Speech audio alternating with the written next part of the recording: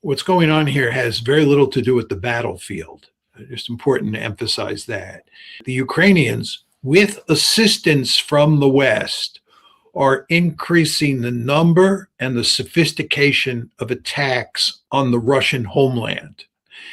And furthermore, you have all this warlike rhetoric in the West to go along with these Western aided attacks on the Russian homeland. And the Russians have come to the conclusion that they have no sufficient deterrent against the West anymore, or against Ukraine in terms of attacking the Russian homeland, and that something has to be done to rectify this situation. They, in other words, have to reestablish deterrence. And the Russians basically have concluded that the only way that this can be done is to attack targets in Europe. And in effect, you're saying attacking targets in NATO member states. It's the only way to send a clear message and reestablish deterrence. And as Karaganov argues, and it's very important to emphasize that Karaganov's views are shared by many, including echelons of the Russian elite, you start with conventional weapons. And if that doesn't work, if attacking a European state with conventional weapons doesn't cause deterrence, doesn't cause the Europeans to back off, and doesn't cause the Europeans to tell the Ukrainians to back off, then you use a limited number of nuclear weapons. And you do that not to win the war in any military sense, but you use that to send a powerful signal to the Europeans that you mean business, that you are so serious that you're willing to use nuclear weapons and throw all states out on the slippery slope to oblivion. And you're telling the West that the last chance to avoid going down the slippery slope is for them to cease attacking Russia, to cease helping Ukraine to attack Russia. So that's what's going on here. And the problem is that in the West, most people don't take Russian threats seriously. And they think, people in the West think, and the Ukrainians think, that you can continue to poke the Russians in the eye. And when they complain or say that they're going to take drastic action against you, you can just brush it off. They won't do that. They haven't done it in the past. They won't do it now. So let's just keep poking them in the eye. And Karaganov says, this is what's going on. And what is really going on when you strip away all the layers of the onion is they don't respect the fact that we're a nuclear power. They don't respect the fact that we live in the nuclear age. They don't think we would use nuclear weapons. And we have reached a point where it is probably the case that we have to use nuclear weapons against them on a very limited basis, again, just to send a very clear signal that, number one, we live in a nuclear world, and number two, that we are deadly serious about putting an end to Ukrainian attacks on the Russian homeland that are aided and abetted by European states like Britain and even the United States. All over the place here. So on the one hand, it seems like they do believe there could be war with Russia. They seem to be prepared for it, but as everything does, nothing is in a vacuum.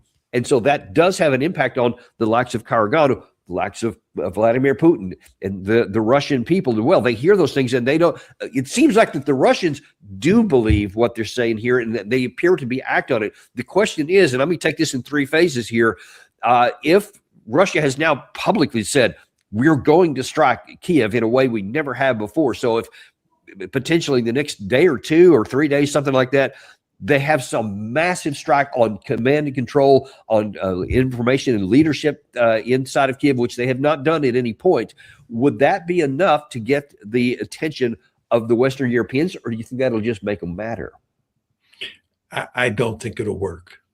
I think that if the Russians are serious about reestablishing deterrence, and here we're talking about deterring the Europeans from helping Ukraine attack Mother Russia.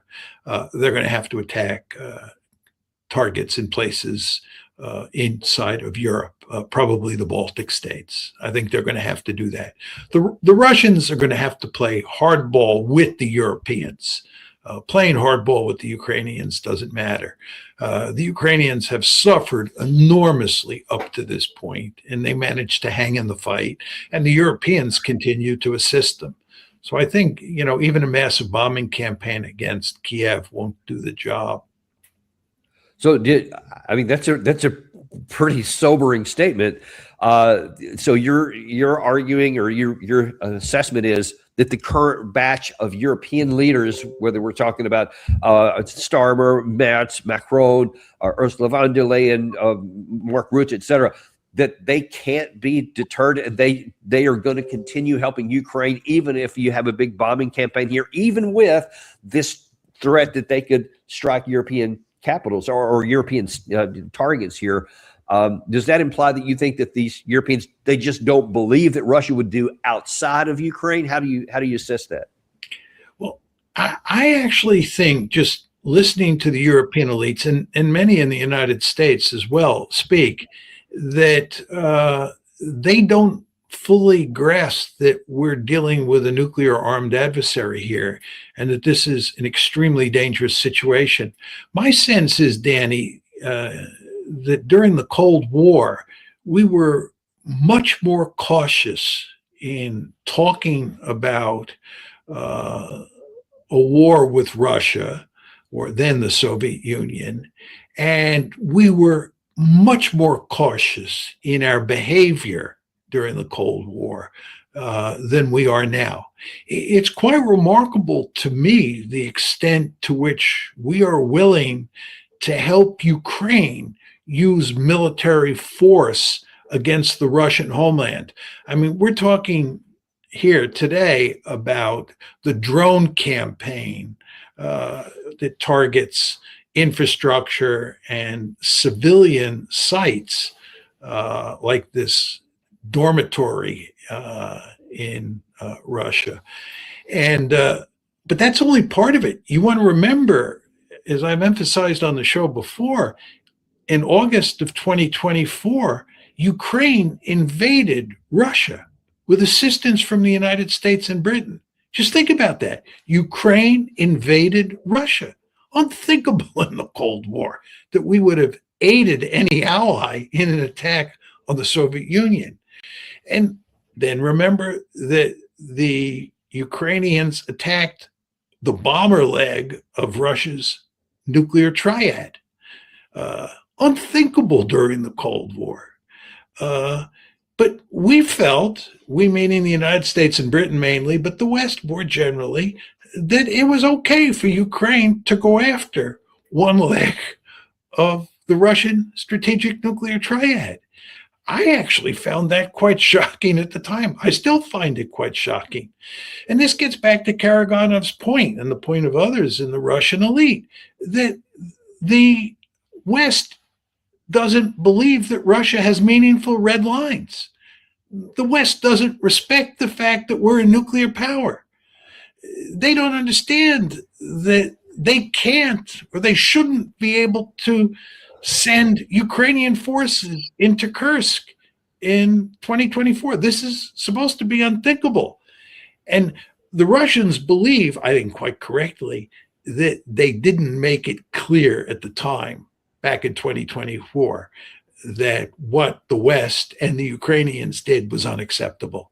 In other words, a lot of people inside of Russia feel that Putin has not put his foot down early enough. And it's about time we put our foot down. And then the question becomes, what does putting your foot down mean? And as you pointed out, it seems that what they're talking about now is bombing Kyiv in ways that they haven't bombed Kyiv in the past. And what they did this past Sunday night is the first step in that direction.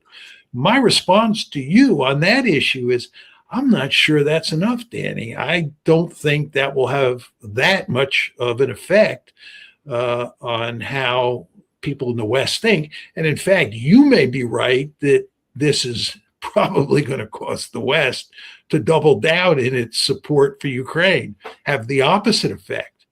Well, if that's the case, the Russians will escalate, and that means they'll attack with conventional weapons a target inside of Europe. And if that doesn't work, they'll escalate again. This is where we're at. We're going up the escalation ladder. So let's look at phase two of that. let's presume that yes, Russia hits Kyiv.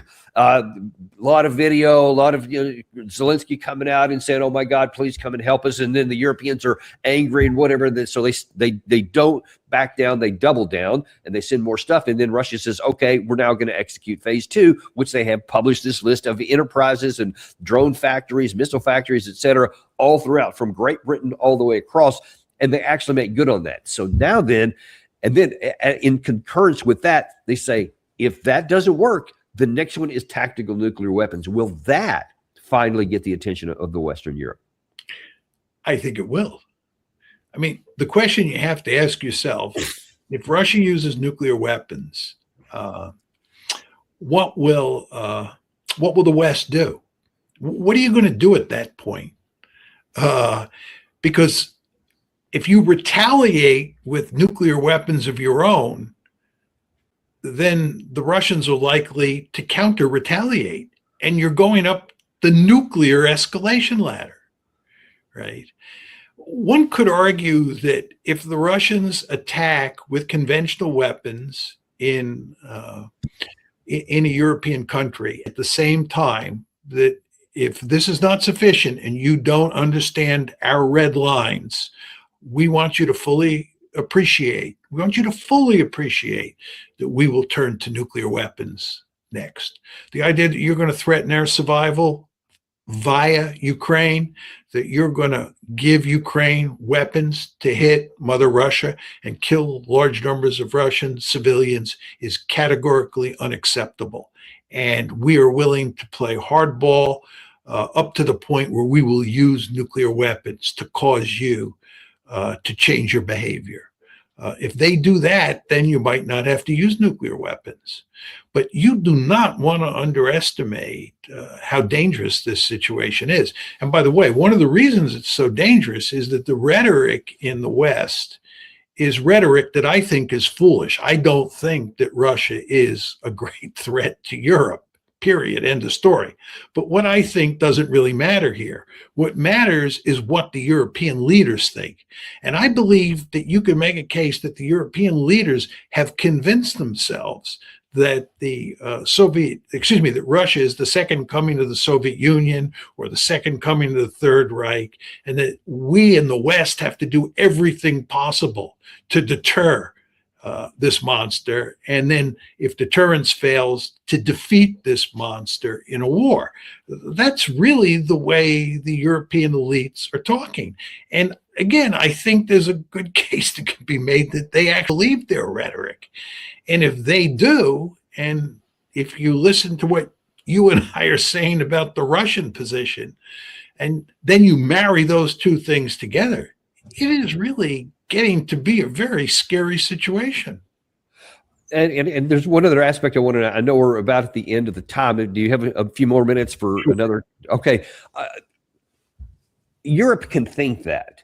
They can say no, and if the Russians represented this threat, so we're going to go on. I mean, they're already on this. We're going to rebuild Europe, and we're going to go up to 5% GDP, et cetera.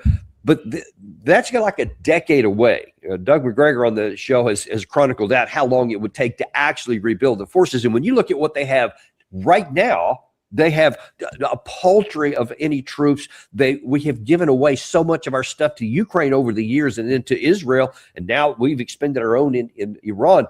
Our key weapon systems, which you mentioned a minute ago, whether it's the JASSMs, the Tomahawks, the THAAD interceptors, the PAC-3 interceptors, we're on fumes on those right now, whereas Russia has been, with their defense industrial capacity on the conventional level, have been stockpiling all kinds of stuff.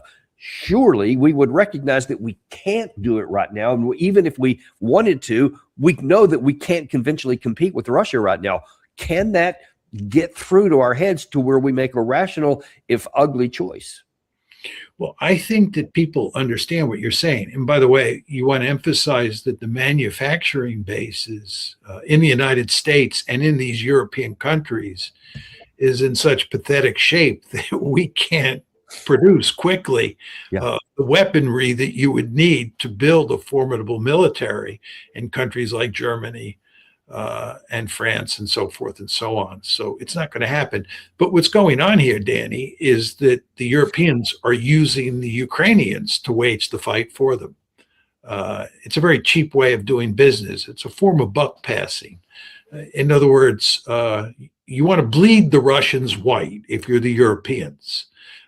If you believe this story that they've come up with, that the Russians are the second coming of the Soviet Union, they're poised to head for Berlin again, and you can't stop them yourself, then you use the Ukrainians to do it. And that's what they're doing. They're using the Ukrainians, and they're giving the Ukrainians the weapons to attack Russia.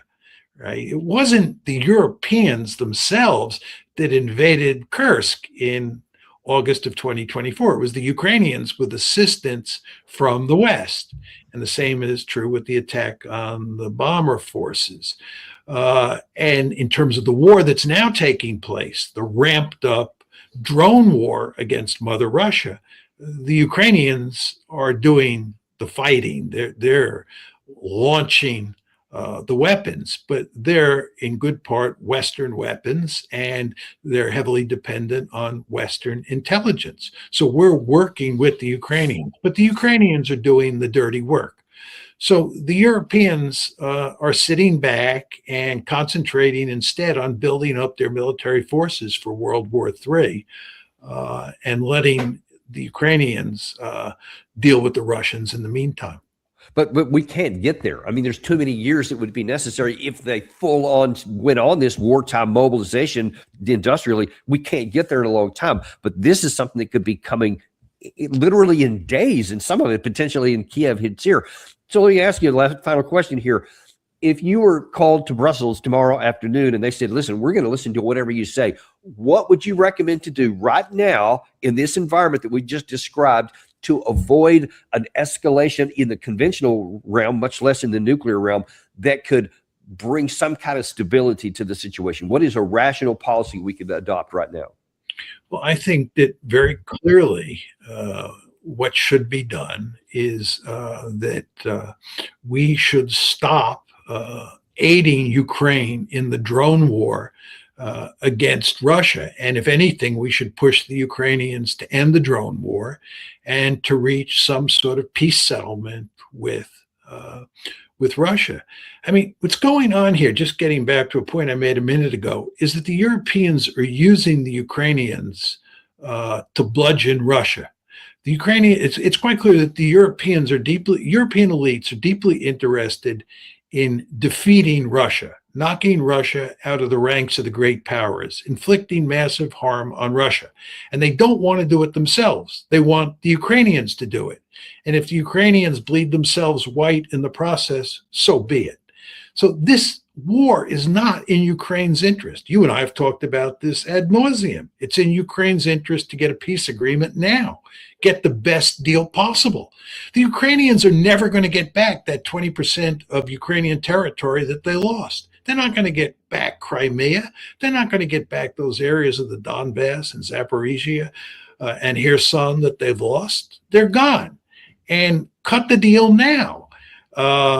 And we should be putting pressure on the Ukrainians to cut a deal. And we should certainly be putting pressure on the Ukrainians to stop attacking the Russian homeland with drones, because this, if we're not careful, is going to lead to catastrophe. I think what has to be done here, Danny, is quite obvious. It's been obvious for quite a while now. But you and I, are whistling in the wind when we make this argument, because hardly anybody in power seems to think that the solution to this conflict that is in Europe's interest and is in Ukraine's interest is to shut this war down. It is not in Ukraine's interest to continue this war. All this rhetoric that you hear about, Ukraine fighting on for democracy and how we should continue to support it and how Ukraine should fight to the bitter end because it probably won't be a bitter end. They'll defeat the Russians in the end. Is nonsense. They're not going to defeat the Russians in the end. And in fact, as the Russians are now making clear, the better Ukraine does against Russia, and this is what's happening with the drone attacks, the Ukrainian drone attacks are becoming more effective. And what is the Russian response? To escalate. This means that anything that Ukraine does now or in the future to improve its situation will cause the Russians to escalate. And of course, the Europeans and the Ukrainians will counter-escalate. The Russians will counter-escalate. And up the escalation ladder we go. And where this ends, who knows? But one can tell stories that do not have a happy ending. Therefore, the best thing that we can do, what I would tell people in Brussels to do, is shut this war down. But again, this is an argument you and I have been making for a long time. And for some reason, people don't seem to get it.